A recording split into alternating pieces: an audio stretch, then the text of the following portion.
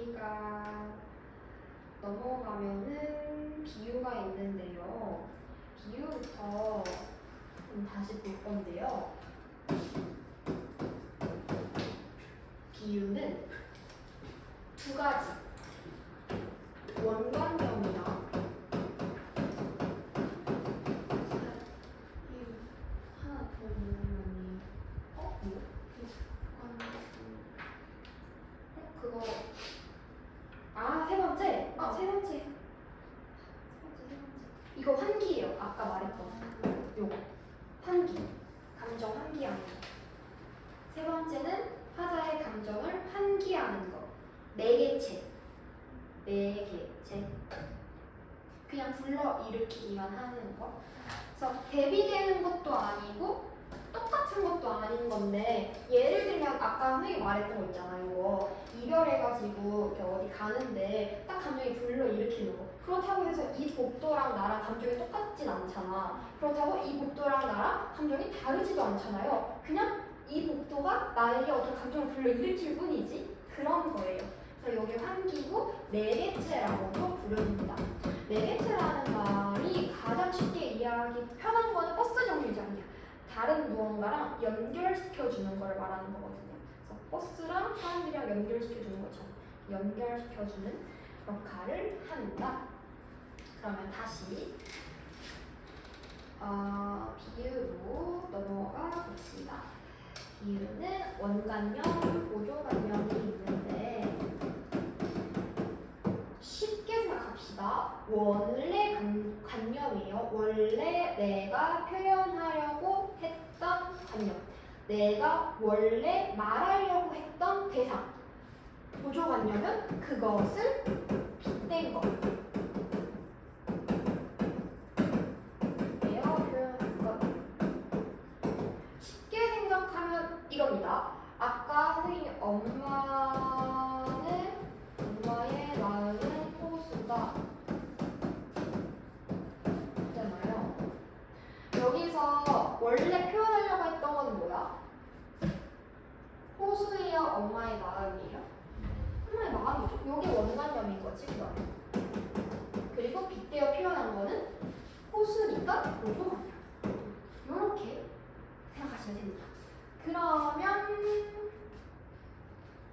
1번이 원관념, 2번이 보조관념이고요. 지금 우리가 지규랑 은유는 다 알 거예요. 지규는 뭐뭐처럼 같이, 그리고 아까 했던 뭐 듯이가 있고, 은유는 방금 한 것처럼 A는 B다 요 구조잖아요. 그거 말고도 더 있으니까 우리 이거를 좀 봅시다. 첫 번째 지규. 이걸 내가 한 거라서 듯이 뭐 있냐 이런 것도 있구나. 그래서 연결어를 써서 원관념과 보조관념을 직접적으로 연결시키는 거라고 보면 돼요. 원관념, 보조관념, 직접적 연결. 눈에 보이도록 뭐뭐처럼 같이 가는 단서가 있죠. 그래서 밑에 보면요, 상중적구 되어 있는데요. 부음 같은 부기는 직유법을 사용한 부분으로 하면서 여기 보조관념 무엇인지 여러분 지금 적어보세요. 보조관념 뭔지. 보조관념.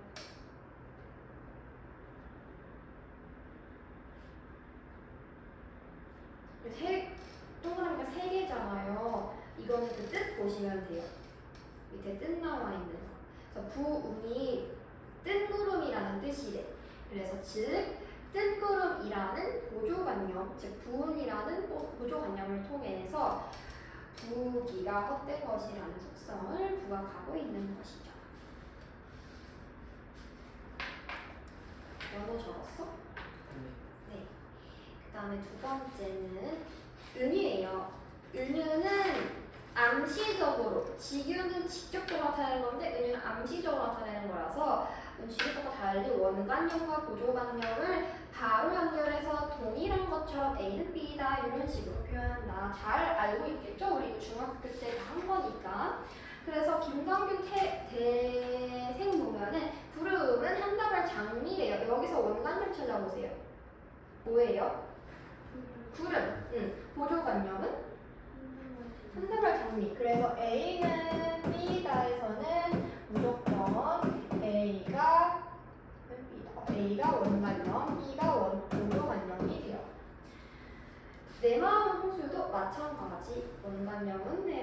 보조관념은 호수. 세 번째, 대유입니다. 요거 우리 했다? 언제 했냐면 저번 시간에 한라에서 백두까지 기억나? 그거 뭐였어? 무슨 뜻이야? 한반도 전체 말한다고 했었잖아요. 기억나죠? 그거가 대유법이에요. 부분이 전체를 표현하는 거. 자, 3 대유법 볼까요? 한 부분이나 한 속성. 한 부분, 한 속성. 부분이 전체를 표현하는 거죠. 한 부분이나 한 속성이 전체를 대신해서 표현하는 거. 그 중에서도 두 가지가 또 있네요. 제유법이랑 화유법 있는데 제유법 볼게요. 제유법은 사물의 사물의 한 부분으로 그 사물의 전체를 나타내는 방법. 아까 우리가 했던 것들처럼 인간은 빵만으로 살 수 없다 이러면은 빵은 식량을 의미하는 거고 패는 칼보다 강하다 이런 말 있잖아요. 그러면 이거는 우리의 어떤 우리가 사람들이 정말 이렇게 인터넷으로 기사 쓰고 해가지고 이렇게 알려지고 하는 것들 있잖아요. 그런 게 칼을 그리는 것처럼 강하다 이런 거죠. 지금으로 치면은 댓글 같은 거 써가지고 사람 죽기도 하잖아요. 그 정도의 의미를 생각하시면 됩니다. 이렇게 부분이 전체를 말하는 거지. 또 화유법이라는 것도 있는데 어떤 사물을 그것의 속성과 밀접한 관계가 있는 다른 낱말을 빌려서 표현하는 방법. 화일이 숙녀를 의미한다든지 흰 옷이 우리 민족을 의미한다든지 이런 것들이 있는데 사실 이게 화유, 제유 이렇게 구분하기 어렵고 대유만 기억하세요. 이걸 다 대유라고 하는데 이 대유법은 즉 부분이 전체를 표현하는 거다. 그래서 껍데기는 가려서 한라에서 백두까지처럼 북두의 남단인 한라, 북단인 백두산을 보조관념으로 해서 원관념인 우리 국토 전체, 우리 국토 전체, 한반도 전체를 표현했다. 네.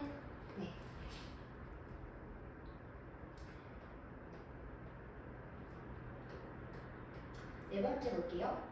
의인법. 사람이 아닌 사물이나 관념에 인격을 부여해서 사람처럼 생각하고 느끼고 행동하는 것처럼 표현하는 건데요. 아까 말했던 감정이입 있잖아요. 감정이입도 의인법이에요. 저기 가는 저 기러기 슬프게도 우는구나 라고 했어. 근데 기러기가 슬픈지 아닌지 어떻게 알아? 이건 의인법이 되는 거고요.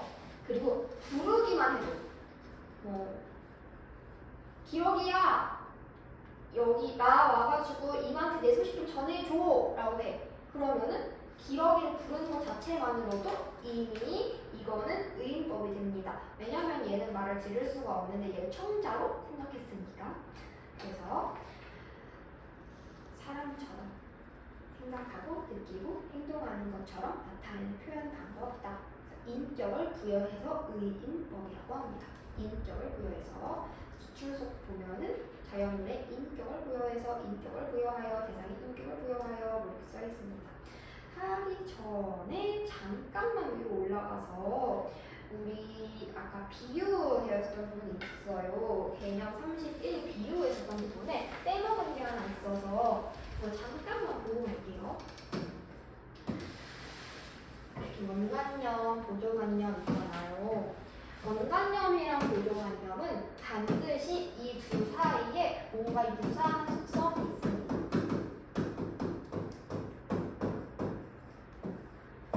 무조건 비슷한 성격을 가지고 있어. 이 두 사이에 공통적인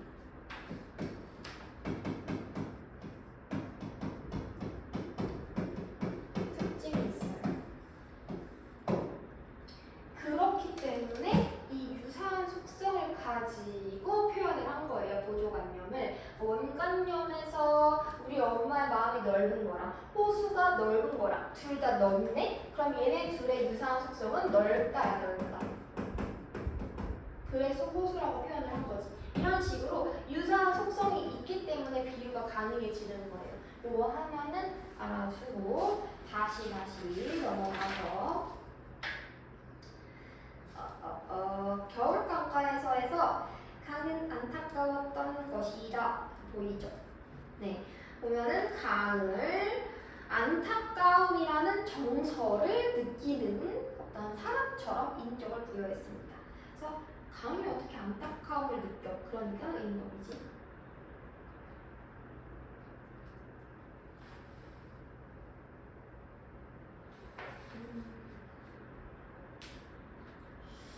그 다음에 5번째로 파류가 있습니다. 요거는 좀 생소하게 느낄 수 있는데요. 이제 파류랑 의인이랑 좀 헷갈릴 수가 있어서 요거 두 개 좀 구분해서 알아둘게요.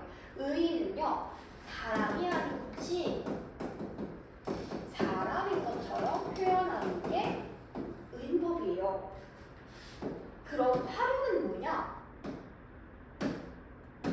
생명이 아닌 것이, 생명이 없어, 생물이 아닌 것이 생명이 있는 것처럼, 생물인 것처럼 표현하는 게 파류예요.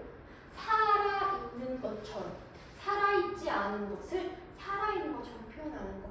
쉽게 말하면 여기서는 아까 울고 있는 저 기러기 하면서 기러기가 운다 하면 이건 의인이라고 했잖아요. 이건 찾지 마세요. 근데 생명이 없는 건 생명이 있는 것처럼 예를 들어서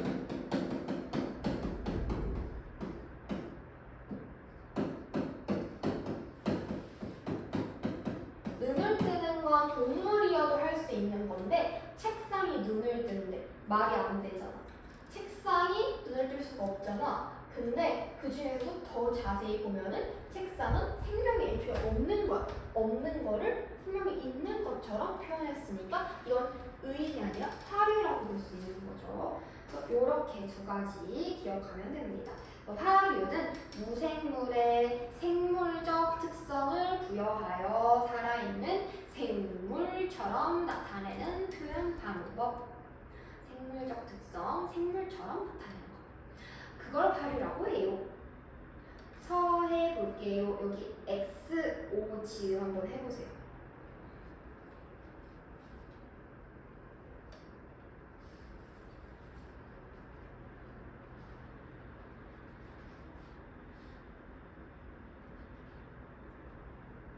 뭐겠어요? X의 여우예요.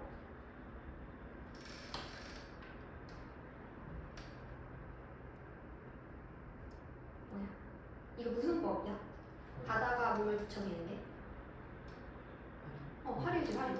화류니까 여기 선지 봐봐. 사물에 인격을 부여했대. 이거 의인법이잖아. X 해야지. 의인법 아니고 화류법이니까. X가 답이 되겠죠. 그리고 쓰면은 6번째로 넘어가겠습니다. 중의.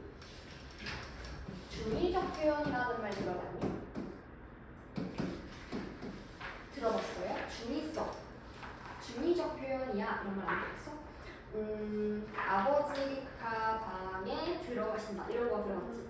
아버지가 방에 들어가신다. 아버지 가방에 들어가신다. 이런 거 있잖아. 또 예를 들어서 연호가 신발을 신고 있다.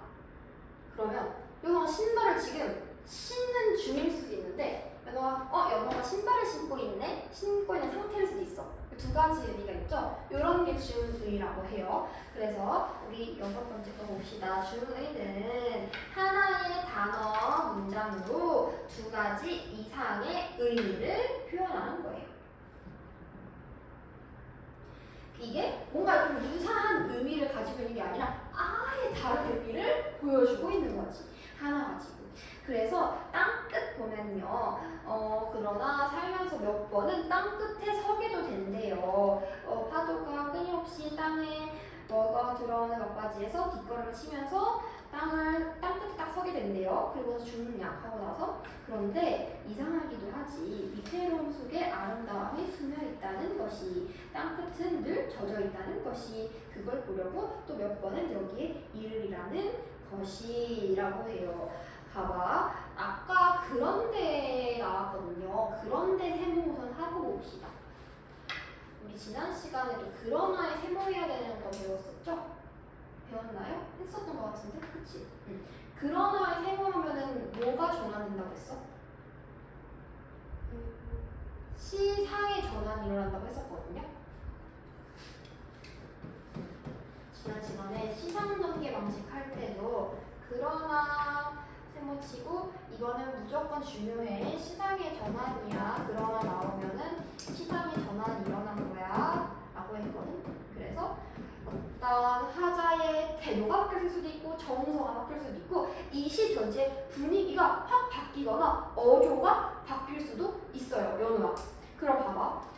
그러나처럼 여기서 그런데가 나왔잖아. 앞에서는 땅끝이 굉장히 어떤 것으로 나와? 부정적으로 막 서게 되는데 막 빠져 뒷걸음치면서 되게 두려운 곳으로 나오잖아요. 그래서 우리 오른쪽에다가 씁시다. 땅끝은 땅의 끝이라는 의미이지만 이 시에서 땅끝은 절망, 고난, 시련이라는 부정적 의미를 가지고 있었죠. 그런데라는 말 이후부터는요. 이상하기도 하지. 위태로움 속에서 뭐가 있대? 아름다움이 있대. 그리고 늘 젖어 있어서 그걸 보려고 일부러 여기로 온대요. 땅끝으로. 그래서 희망이라는 긍정적인 의미도 같이 있어요. 희망. 그래서 땅끝은 부정적인 의미도 있으면서 긍정적인 의미도 있는 중의적인 애네 알 수 있는 거죠. 그 다음에 7번째 볼게요. 7번째는 풍유예요. 풍유.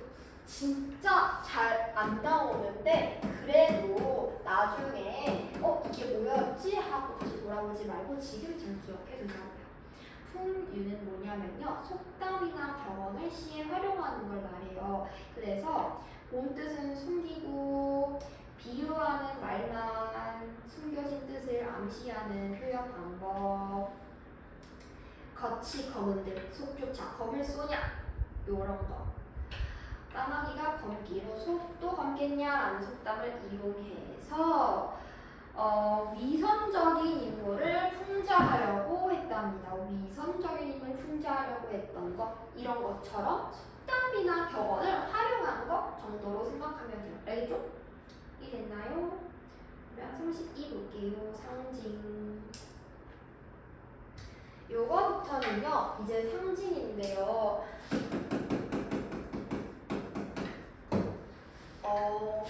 비유랑 상징이랑 두 개가 헷갈려.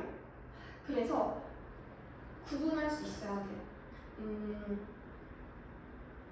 완전 막 끊어서 구분하기는 어려운데 왜냐면 비유가 있으면 당연히 상징도 따라오는 법이니까. 그래서 좀 쉽게 얘기를 하자면 비유를 다시 끌고 와볼게요. 비유는 이런 거잖아요. 원관념이랑 보조관념이 시에 다 드러나죠. 우리 눈에 보여요. 그런데 상징은요. 원관념이 뭔지 몰라. 우리는 오로지 보조관념만 알 수 있어요. 그렇기 때문에 해석하는 사람마다 다 달라져. 보조관념을 봤더니 이건 이 해석 같아. 아니야 이건 이 해석 같아. 이 해석 같아. 왜 다 달라지냐? 원관념을 안 알려주니까. 그래서 의미가 많을 수 있어. 그리고 우리가 이렇게 의미가 많은 거를 함축되어 있다고 표현을 하죠. 아까 배웠던 거. 그래서 다시 볼게요. 개념 32. 상징은 추상적인 사물이나 관념 또는 사상을 구체적인 상으로 나타내는 표현 방법이에요. 근데 이거 뭐야? 추상적인 구체적으로 표현하는 거? 이거 뭐야? 이거 뭐라고 해?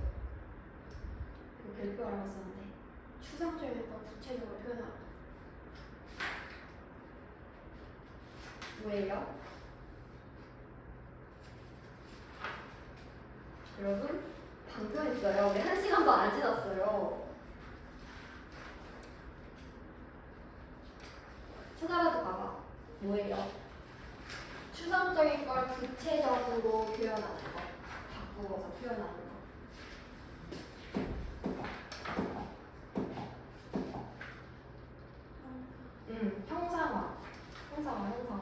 형상화였잖아. 그러니까 지금 상징이라는 게 결국 형상화를 한다는 거야. 상징이라는 것은 결국 형상화를 한다는 것과 같다는 거야. 그래서 아까 말했잖아요. 평화라는 건 추상적인 거 눈에 안 보여. 근데 눈에 보이는 비둘기처럼 구체적인 걸로 바꾼 거라. 기출 속에 있는 것들은 여러분들이 복습할 때 한 번씩 읽어보세요. 어차피 우리 이것도 형성평가도 볼 겁니다. 자, 심화 박스를 보겠습니다. 자, 비유랑 상징의 차이점인데요. 비유는 원관념 하나, 보조관념 하나씩 다 드러나는데 상징은 원관념이랑 보조관념이 몰라. 보조관념 하나만 나타나고 원관념은 여러 개일 수 있어요. 왜냐면 원관념 안 드러나니까. 그래서 여러 개로 해석할 수 있습니다. 그리고 비유 같은 경우는 아까 말했죠. 원관념이랑 보조관념 사이에 무조건 공통적으로 유사한 비슷한 성격이나 특징이 있다고 이렇게 했습니다. 밑에 보면요. 상징적 시어들이라고 나오긴 하지만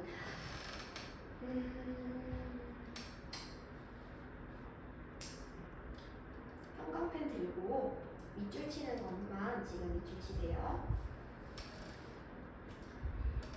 해 보이니? 해? 해에서 왕 적혀 있는 거 밑줄. 그 다음에 구름 보이니? 구름? 구름에서 간신배 장애물 밑줄. 그리고 대나무난 매화 국화 소나무 절개지조 요거 밑줄 치고 요 대나무부터 소나무 절개지조 별표 100개. 다른 것들은 막 외우려고 하는 건 아닌데 근데 한번 봐두면 도움이 돼요, 여러분. 그러니까 이것만 외워서 이걸 기계적으로 이것만이 법이야 라고 생각하고 외우지 말라는 거지 솔직히 어느 정도 일리가 있는 상징음이긴 해요. 근데 막 기계적으로 이거 이렇게 외우지 말라는 거야. 그리고 얘들아 해는 왕이라고 하는 거 요거는 고전시가 지금 잘 나와서 알아두면 좋아요. 해는 왕이에요. 해는 왕이고 주로. 그 다음에 구름은 해를 가리잖아요. 해를 가리니까 간신이라고 표현을 합니다. 간신이구나 이렇게 얘기를 하고요. 그 다음에 우리 대나무난 매화 국화 소나무 얘네들 묶어가지고 4분자라고 씁시다. 밑줄 치고 얘네들 다 묶어서 4분자라고 씁시다. 4분자라고 하는데 자 여기 보니까 4분자가 뭐라고 나와 있냐면 의미가 지조랑 절개래.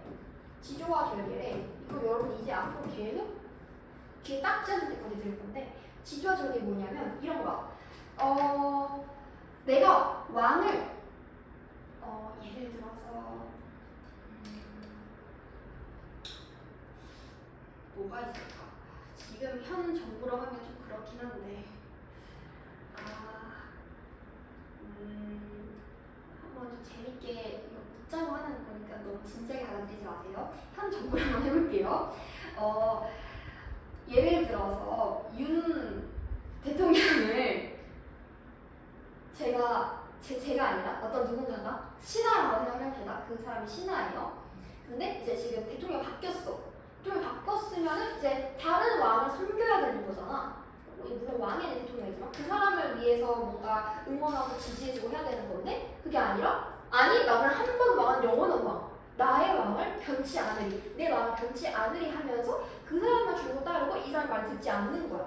내 마음을 계속 일편단심 가지고 있는 거지. 그래서 이걸 우리는 지주와 절개라고 하고 이게 다른 말로 슝이라고도 하고 또 다른 말로 일편단심이라고 생각을 하면 되는데요. 그런데 일편단심으로 생각해 그냥 아니라 슝은 왕이라고 생각했을 때 춘인 거고 이걸 사랑이라고 봤을 때는 얘들아 이런 거야. 그 춘향전에서 보면은 춘향이가 이몽룡이 나 춘향 나 갔다 올게 하고 빨리 하고 갔다 하잖아. 그러면 이제 네 기다릴게요 이몽룡님 하면서 기다리다가 변성부가 와서 춘향이 내 수절 다 뜰라 하면서 이렇게 막 데리고 끌고 가려고 그래. 근데 이 더러운 거 없다 절대 아니래요 아니래요 이렇게 하잖아 신하기가. 이게 지주와 절개예요. 그래서 뭐라고? 아니 된다고? 얘 감옥에 가둬 해가지고 얘 감옥에 뭐 갇히잖아요. 감옥에 갇혔는데도 아니래요 아니래요 나한테 남자는 이몽룡밖에 없어요 이렇게 하잖아요. 이게 지주와 절개예요. 그래서 나중에 다시 이몽룡 돌아와서 해피엔딩으로 끝나는 거. 이게 일반적인 고전의 스토리들이야. 그랬을 때 이 지주와 절개는 어떤 여성의 수절이라고 생각해요. 수절, 그러니까 뭔가 여성이 일편단심으로 한 사람을 계속 쭉 바라보는 것도 지주와 절개예요. 그러니까 왕한테 적용했을 때는 춤이 되는 거고 어떤 여성한테 적용을 했을 때는 일편단심으로서가 되는 거겠지. 이게 사분자인데 왜 그러면은 지금 얘네가 사분자가 지주와 절개를 상징을 하는 건지 의문일 수 있는데요. 이건 왜 그러냐면 대나무 생각해봐. 대나무 겨울에 눈이 펑펑 와요. 대나무가 시들어? 아니야. 대나무는 꼿꼿하게 초록색으로 꼿하잖아요. 그 다음에 난이랑 매화 같은 것도 그렇고요. 매화는요 얘들아 추운 겨울에서 살짝 봄으로 넘어갈 때쯤에 딱 피어요. 그래서 추울 때 펴요. 소나무가 진짜 잘 있죠. 크리스마스 트리 같은 것도 보면은 소나무처럼 생겼잖아요. 요런 애들도 다 눈이 내려도 멀쩡해요. 그러니까 얘네들은 결국 다 공통적인 특징이 뭐냐면 눈이 내려도 괜찮아 얘들아. 끄떡없는 애들. 얘네가 눈을 뭐라고 생각하기 때문이냐면 시련이나 고통으로 생각하거든요. 고난으로. 근데 이 시련이랑 고난을 겪었는데도 아무런 변화가 없네. 아 그러면 얘는 진짜 대단한 애들인가 보다. 눈이 이렇게만 내려도 변화가 없어? 그치 대단한 애들이다 하면서 얘네가 지주와 절개를 상징한다 라고 이렇게 온 거예요. 그래서 옛날부터 이렇게 상징하게 된다. 이해돼요? 영어 이해돼요? 네 그렇습니다. 그리고 그 다음에 이제 밑에 있는 것들 몇 가지들 좀 봅시다. 자, 이거 원형적 상징부터 볼게요. 장원형 그거 아니고 원형이야 원형. 원형적 상징인데요. 이건 뭐냐면 인류의 역사를 통하여 수없이 많은 사람들이 이렇게 풀이하는 원초적인 이미지, 그 모든 인류의 사람들이 이거는 이게 맞아 하고 생각하는 것들, 일반적으로 사람들이 생각이라고 생각하면 돼요. 예를 들어서 공무적 니마 그물 건너지 마오. 기어이 건너시다가 물에 빠져서 죽으시네. 그럼 여기서 이거 물은 뭐예요? 이미에 대한 어떤 사랑일 수도 있고, 그 다음에 죽음, 이미 죽어서 느낀 죽음, 그리고 이별 이런 것들이 될 수 있겠죠? 이런 것들을 말합니다. 사랑, 이별, 죽음 이런 것들이 되겠죠. 그 다음에 2번은 관습적 상징이라고 해서 한 사회에서 사람들이 너무 많이 이렇게 생각을 하니까 이게 그냥 굳어지는 거예요. 그래서 낙락장송 대야이셔에서 얘들아 이 정도는 기억을 합시다. 송은 소나무입니다. 대는 대나무, 송은 소나무예요. 여기서의 송은요 소나무인데 이 소나무가 아까 뭘 상징한다고? 그렇지 지주와 절개. 그 다음에 세 번째 창조적 상징입니다.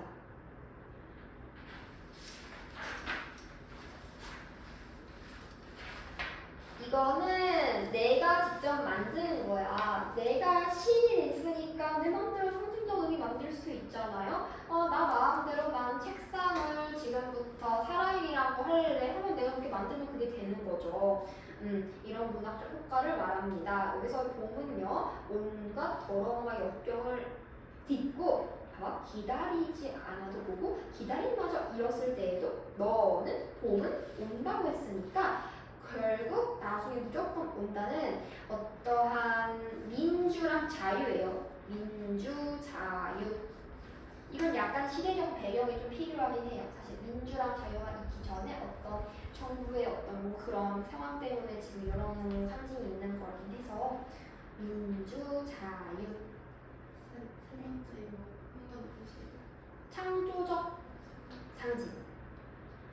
원형적 상징, 관습적 상징, 창조적 상징이 있는데 우리가 대표적으로 좀 원형적 상징은 뭐고 관습적 상징은 뭐고 창조 상징은 뭐가 있어 이렇게 외울 필요 없습니다. 중요하지는 않아요. 그 다음에 개념 33 볼게요. 단어. 여기서부터 중요합니다. 이것도 이런 따로 보겠습니다.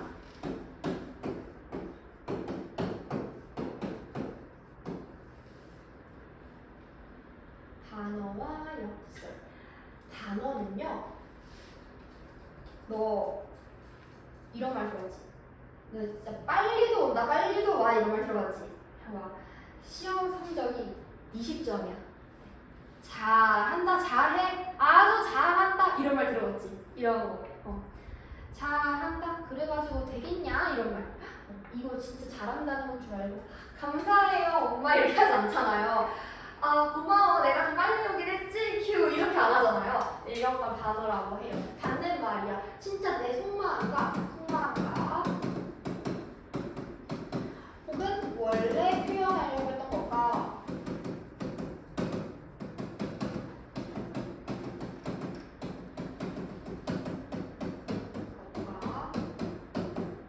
반대로 말하는 것.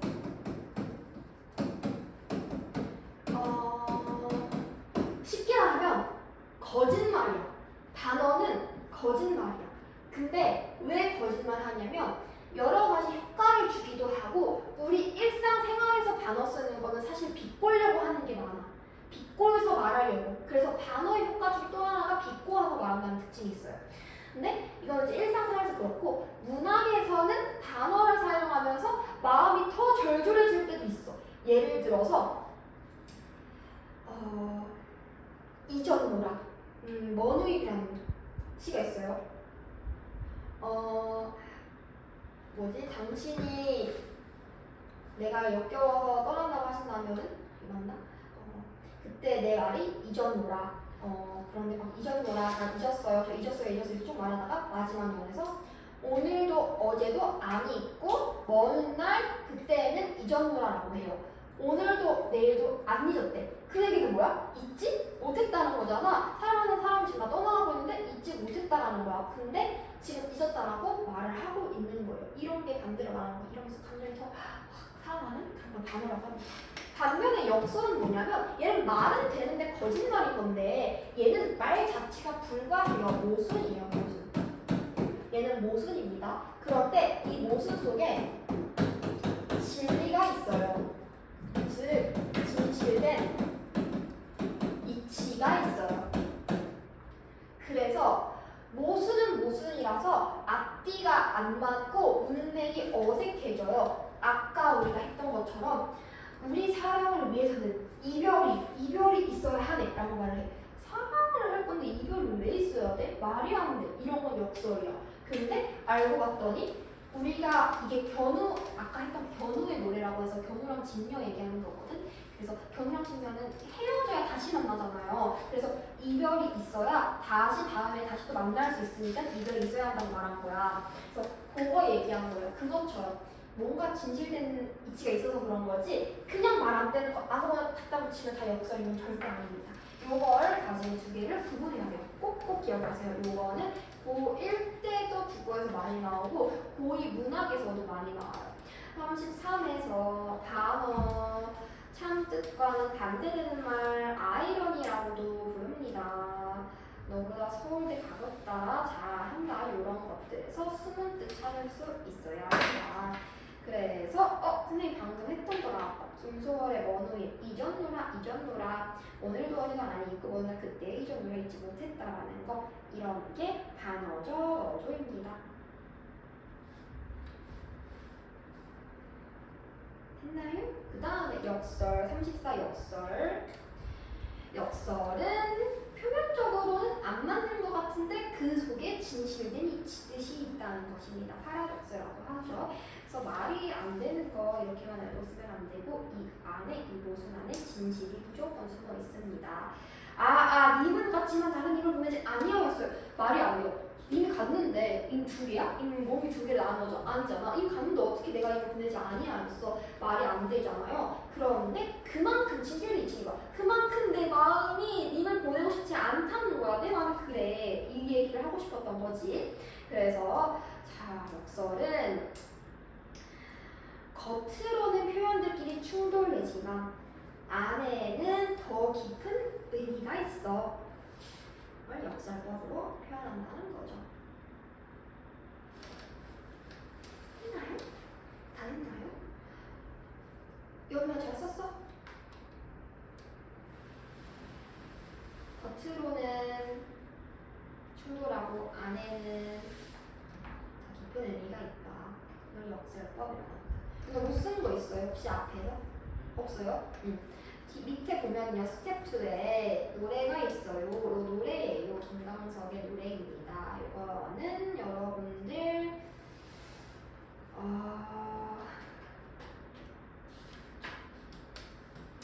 지금 잠깐 해보세요.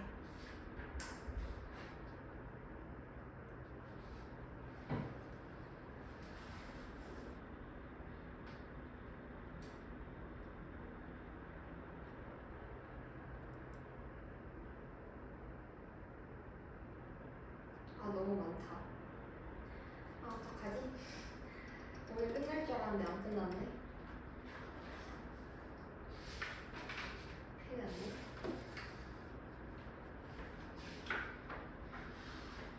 문법을 하기는커녕 힘내시도 부족하겠는데.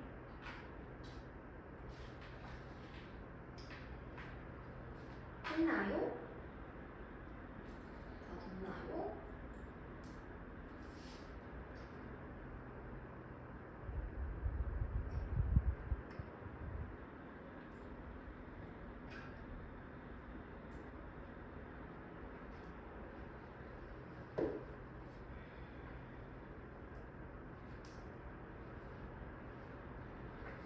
우선 비유 상징 단어 역설 중에 뭐가 보여요? 뭐가 보여? 얘들아? 비유? 어디? 수학처럼. 그런 비유도 있지. 그치. 추억처럼 작별하듯 이런 것도 비유긴 하죠. 또 단어? 어디? 단어 어딨어? 얘들아, 가장 확실한 것들 하나. 너무 아픈 사람은 사랑이 아니었어. 아픈 사랑이라는 건 사람이잖아. 근데 어떻게 사랑이 아닐 수가 있어? 말이 돼? 말이 안 돼. 그럼 뭐야 이거? 역설이지, 역설. 아픈 사람은 사람이지, 슬픈 사람도 사람이고, 웃긴 사람도 사람이고, 그러니까 사람도 있잖아. 사람으로 바꿔버리면 돼. 사람으로 바꿔버리면은 아픈 사람도 사람이잖아. 웃긴 사람도 사람이잖아. 그럼 사람이 아니라고 할 수는 없잖아. 마찬가지야. 사람도 그런 거죠. 그래서 역설입니다.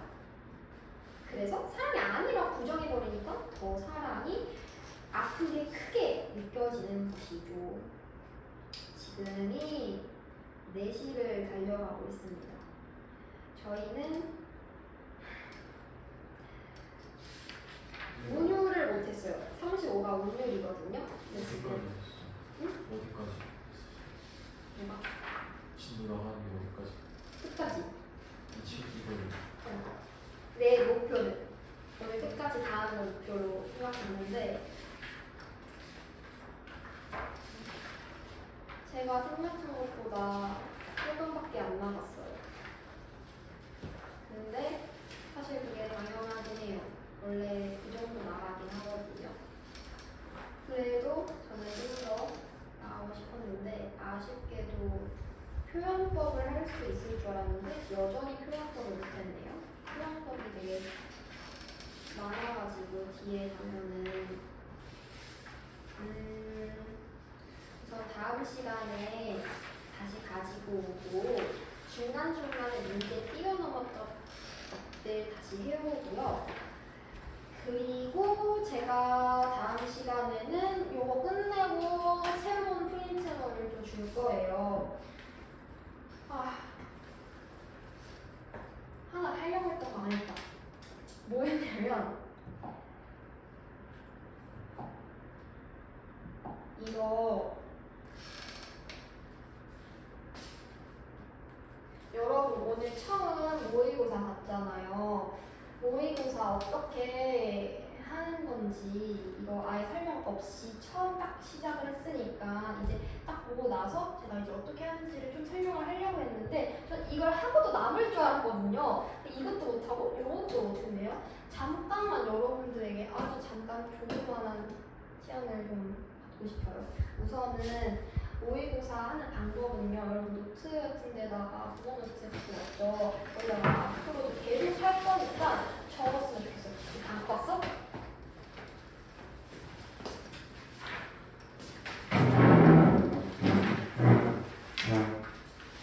우리 영상 진짜 가는 거.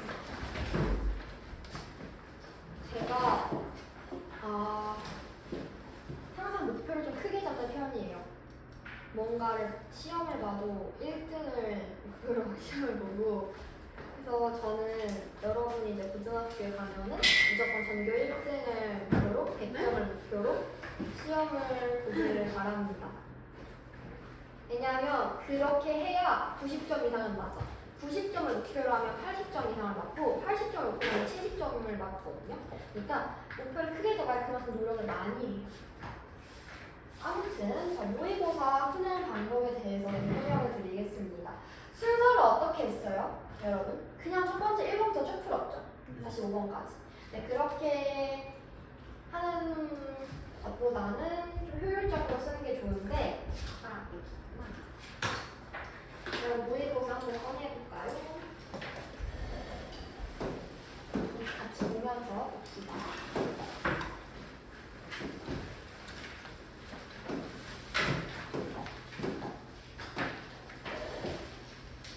첫 번째에서 1번부터 어디까지냐면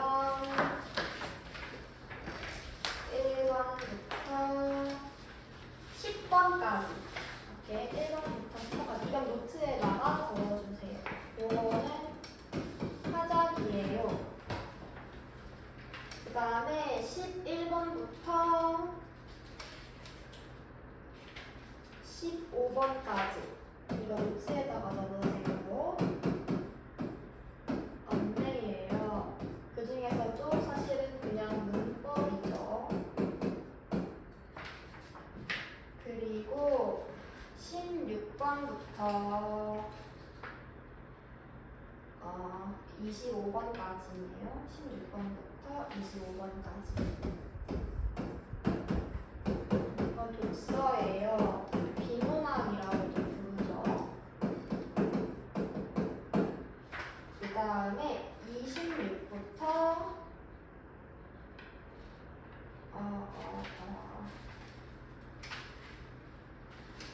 26부터 32. 26부터 32분도 다시 문학이 나오는 거. 그리고 26에서 32에서 문학이네 이렇게 봤는데 또 갑자기 다시 독서가 나와요. 33부터 37까지 33부터 37까지는 다시 독서가 나옵니다. 이거는 수능이 아니라 모의고사 형태고요. 수능은 이거랑 또 달라요. 수능은 화작이랑 언내가 애초에 따로 배분되게 나오고요. 또 수능의 순서는 지금 형태랑 사실 좀 다르긴 한데 우선 우리는 지금 당장 수능 볼 거 아니고 모의고사부터 연습할 거니까 이거 하는 거예요. 38부터 45까지 다시 문학 45 이렇게 돼 있는데 연호는 웬만하면은 요 순서대로 제가 지금 말하는 순서대로 했으면 좋겠고 다른 친구들은 잘 모르겠어요 아직. 근데 연호는 확실히 알겠어. 연호의 어떤 장단점을 제가 알아버려가지고 확실히 알겠어요. 자, 뭐냐면요. 일단 화작이랑 언매는 제일 먼저 하세요. 쉬우니까요. 이건 다 맞으라고 있는 문제들이에요. 이거 틀리면 진짜 혼나야 돼.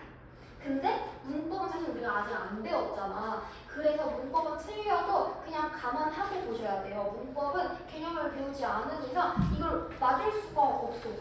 문법은 맞을 수가 없어. 이걸 개념을 안 배웠으면. 그리고 요 두 개 순서는 내가 만약에 문법을 너무너무 잘한다 하면 바꿔도 상관없어요. 없어요. 화작이랑 언매 두 개 순서 바꿔도 상관은 없으나 얘는 그냥 원래 가지고 있는 거 그대로 푸세요. 쉽게 그냥. 그래서 얘는 아주 이지한 버전이다. 무조건 다 맞아야 하는 애들이다. 이렇게 꼭 알아두시고요. 근데 문법을 약하게 생각하는 사람들은 이제 문법을 어떻게 당하지 싶겠지만은 우리는 그렇게 연습을 해야 돼요. 그 다음에는 요거 3, 요거 4. 문항을 먼저 푸는 거예요. 원래 국어는 그래. 독서가 제일 난이도가 높고 독서가 제일 정답률이 낮아요. 독서가 제일 낮아요. 정답률이. 그래서 문학이 제일 그나마 높고요. 특히 사실은 여기 끝에 나오는 문학 있잖아. 너네 이거 시간 없어서 못 풀었다는 친구들 좀 있거든요. 문학 여기 있는 게 제일 쉬워. 여기 있는 게 끝에 있는 게 제일 쉬워. 너무 쉬운데 항상 시간이 없어서 못 풀거든. 그래서 얘 좀 이거 하고 나서 바로 들어가든지 하세요. 요거는 좀 쉬우니까 문학. 그래서 1, 2, 3, 4. 그 다음에 어디로 가냐? 5는 5인데 6은 6인데 하기 전에 여기서 여기로 시험지를 넘길 거잖아요. 그럼 우리 효율적으로 봅시다. 그래서 화작 풀었어. 요것도 풀었어. 아, 맞네. 개념 배웠더니 쉽네. 물론 개념 안 되면 어렵죠. 그래서 했어. 그 다음에 독서잖아. 독서는 잠깐 넘길 건데 봤더니 여기는 지금 언어 그 어휘 문제가 없어요. 여기 보니까. 근데 쭉 넘기다 봤어요. 여러분들 보면은 어디 있어? 25번 볼래요? 어휘 문제가 나왔어. 이거는 넘기다가 푸세요. 어차피 20을 보려면 여기 왼쪽 한번 봐야 되잖아요. 어휘는 넘기다가 풀어도 되고요. 내가 만약에 시간이 진짜 부족하고 너무너무 못하겠어요. 나 막 지금 50점도 안 나오고 40점도 안 나와 하면은 그냥 독서 아예 풀지 말고 어휘만 풀어도 50점은 나와 얘들아. 이거 독서 아예 안 풀고 어휘만 풀고 나머지 찍어도 50점은 나와. 나머지는 다 맞춘다는 전제하에. 알겠죠? 어휘는 무조건 맞추라고 있는 거거든요. 그러니까 괜히 여기 문항 맞을 시간에 독서에다가 힘 빼지 말라고. 어차피 독서는 아무리 열심히 해도 많이 틀려. 정답률이 많이 낮아요. 그러니까 어휘 문제만은 꼭 하고 넘어가자는 거야. 얘도 또 문학했어. 문학하고 나서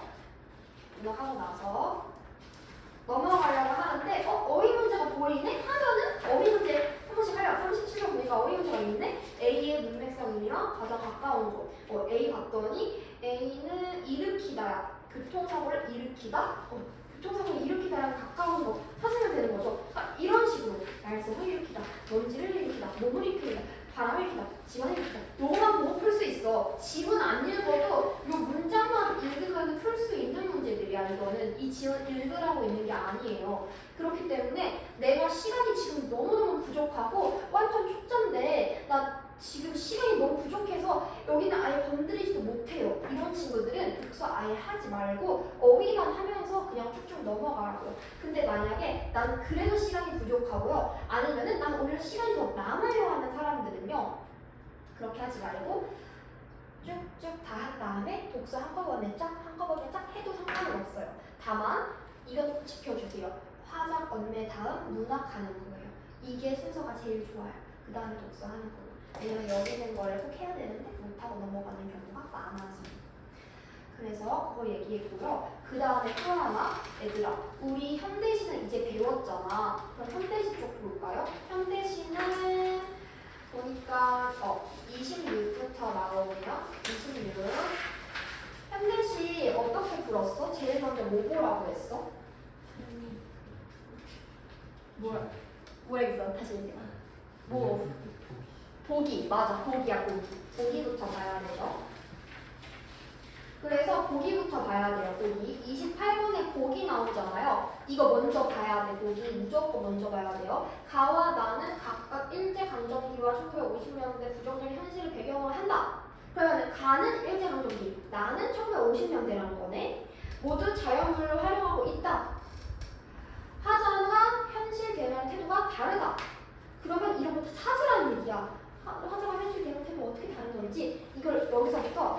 보기를 봤으니까 시를 이제 읽을 때 이거 찾으면서 읽으라는 얘기거든요. 그래서 보기 먼저 봐야 돼요. 무조건 보기 먼저 보고 들어가야 되고요. 그 다음에 소설은요. 우리 끝에 가면 소설 나와요. 40번, 41번, 42번 끝에 여기 맨 끝 보면요. 항상 맨 끝은 소설이야. 근데 소설은 항상 45번에 보기가 있어. 보기 문제가 있어요.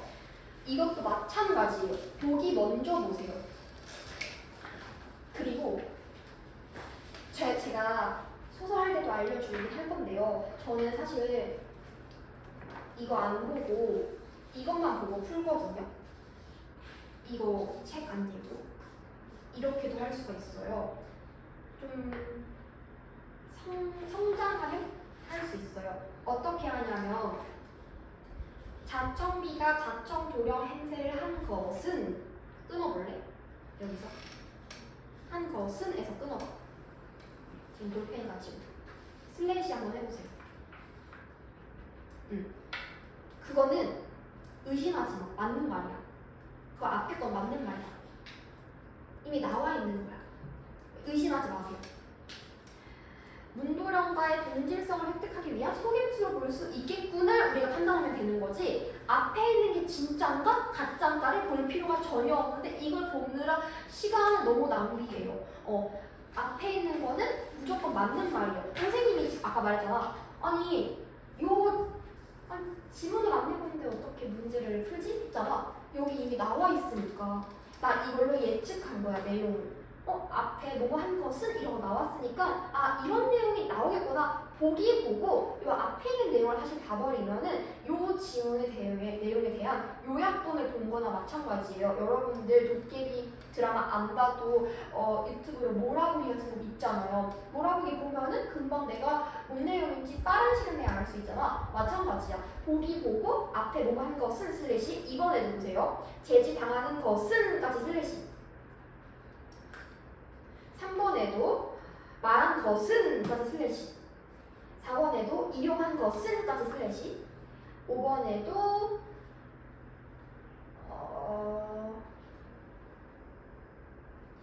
받는 것은까지 슬래시 거기까지는 앞에는 맞는 말이니까 절대 의심하지 말고 그냥 믿으세요. 이 내용이 이미 나오는구나 요약본을 본 거나 마찬가지니까 땡큐 하면서 몰아보기 읽고 그 다음에 아 내가 지금 뭔 내용인지 알겠다 하고 유추하면서 풀어도 될 만큼 나중에 그렇게까지 됩니다. 근데 이제 43, 44를 위해서는 어쨌든 지문을 읽긴 해야 되는데 정말 시간이 없거나 아니면은 좀 어느 정도 내가 뭔 내용인지는 알고 지문을 들어가는 게 편하니까 45번 한번 보면서 보기 보고 선지 보고 그 다음에 요 지문을 읽으면은 좀 이해하기가 쉽다 이걸 얘기하는 거예요. 이해됐어요? 됐나요? 그래서 여러분들이 앞으로 모의고사 일주일에 한 번씩 볼 건데 볼 때 또 여러분들 이런 것도 아예 모르고 그냥 덤비면은 힘들잖아요. 그래서 요거부터 지금 간단하게 설명을 했고요. 독서 문제는 항상 뭐부터 풀어라? 모든 문제부터 풀어라. 독서 문제는 어휘 문제부터 풀어라. 이건 무조건 어휘 문제부터 무조건 풀어야 되고요. 독서는 그리고 저희가 이번 특강에서 독서는 할 수 없지만 실시간 문제가 있고 나중에 문제가 있어요. 저는 그래서 수업 시간에 이렇게 말해줘요. 33번은 실시간 문제입니다. 34번은 나중에 문제입니다. 35번은 실시간 문제로 예를 들어서 이런 식으로 얘기를 해줘요. 어떻게 이걸 알 수 있냐 하면은 여기서 뭐 기억에 대한 걸로, 니은에 대한 걸로, 디귿에 대한 걸로 예를 들어 이런 거잖아요. 35번 같은 거 이거는 보면서 기억에 대한 내용 바로 보면서 풀면 되는 실시간인 것들인 거예요. 근데 막 이런 거 사례가 나왔어. 이건 다 봐야 알 수 있는 거지. 사례가 나오면 그렇게 판단하시면 됩니다. 그래서 그런 식으로 시면 되고요. 제가 지금 시간이 약간 오버하긴 했는데 여러분 수고했고요. 다음 시간에도 요거 형성평가 볼 거니까 공부해오고 그 다음에 내산문, 내산비 갖고 온 사람 왔어요? 있어요? 해왔어요? 다 못했어요? 저한테 자, 우리가 목요일에 시작했으니까 목, 금, 토 그러니까 지금 3일차까지는 되어 있어야 돼요. 오늘 3일차까지 보내세요. 오늘 3일차까지. 그리고 화요일에 여러분 스터디 잘 하시고요. 100일